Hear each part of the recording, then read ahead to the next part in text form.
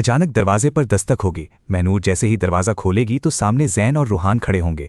रूहान फौरन महनूर के पास आकर उदास लहजे में कहेगा कि वो उसे छोड़कर ना जाए, क्योंकि उसे सिर्फ उसी से पढ़ना और बात करना अच्छा लगता है। वो कहेगा कि अगर महनूर चली गई तो वो बहुत अकेला हो जाएगा। ये सुनकर महनूर की आंखें नम हो जाएंगी। वो रूहान को प्यार से समझाएगी कि हर वो शख्स जिससे इंसान मोहब्बत करता है हमेशा उसके पास नहीं रहता। बाज़ औक़ात हालात और मजबूरियां लोगों को एक दूसरे से दूर कर देती हैं। फिर वो धीरे से कहेगी कि अब उसके लिए यहाँ रुकना मुमकिन नहीं होगा। उधर जैन खामोशी से ये सब सुनता रहेगा, मगर अंदर ही अंदर टूटने लगेगा। वो महनूर को अपने घर से जाता हुआ बर्दाश्त नहीं कर पा रहा होगा। इसी बेचैनी में वो अपने दोस्त अफरोज़ के पास जाएगा और पहली बार अपने दिल की बात खुलकर बयान करेगा। जैन कहेगा कि अगर महनूर इस घर से चली गई तो शायद वो उसे हमेशा के लिए खो दे। वो एतराफ़ करेगा कि महनूर अब उसकी मोहब्बत बन चुकी है, और अगर उसे कुछ हो गया या वो हमेशा के लिए दूर हो गई तो वो खुद को कभी माफ़ नहीं कर पाएगा। अफरोज़ जैन को समझाएगा कि अगर वो वाकई महनूर से मोहब्बत करता है तो फिर सबके सामने सच क्यों नहीं बोल देता। ये सुनकर जैन के दिल में एक नया हौसला पैदा होगा।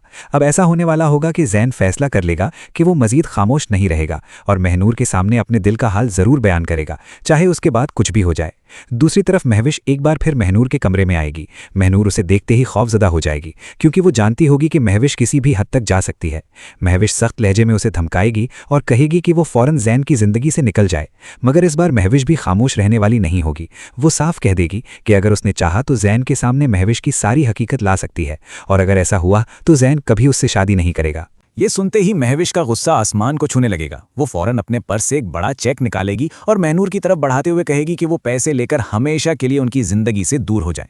मगर अब ऐसा होगा कि महनूर की गैरत जाग उठेगी। वो शदीद गुस्से में महविश को जवाब देगी कि वो लोग बिकने वालों में से नहीं हैं, और जो दूसरों के लिए गड्ढा खोदते हैं एक दिन खुद उसी में गिरते हैं। फिर वो महविश को खबरदार करेगी कि एक दिन ऐसा आएगा जब उसे एहसास होगा कि उसने खुद अपने हाथों से जैन को खो दिया है।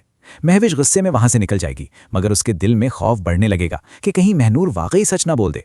इधर जैन वापस आते हुए रास्ते से फूलों का खूबसूरत गुलदस्ता खरीदेगा।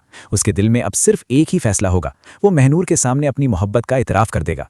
जैसे ही जैन घर पहुंचेगा वो सीधा महनूर के पास जाएगा और जज्बाती अंदाज में कहेगा कि वो उससे मोहब्बत करता है और उसी से शादी करना चाहता है।